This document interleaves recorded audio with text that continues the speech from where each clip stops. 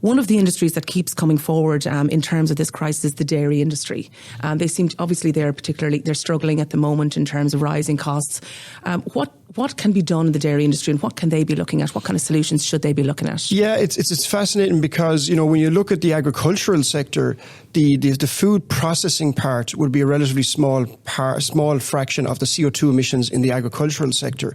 But when you look at the in energy sector, dairy is a huge portion of the energy emissions coming in Ireland. So that's actually one of the biggest challenges we have in our industrial sector in Ireland. Food and beverage is our single largest energy producing using sector in Ireland, and dairy is one of the largest within that.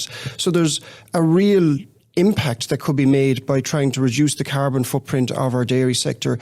And when you look again at proven technologies, when it comes to industrial heat pumps, they are the most well-established sector at using industrial heat pumps. So the bad news is they have a really large CO2 footprint. The great news is there's a proven solution out there that has been implemented across Austria, Denmark, Sweden, Finland, Germany in numerous dairy applications that we can now replicate here in Ireland.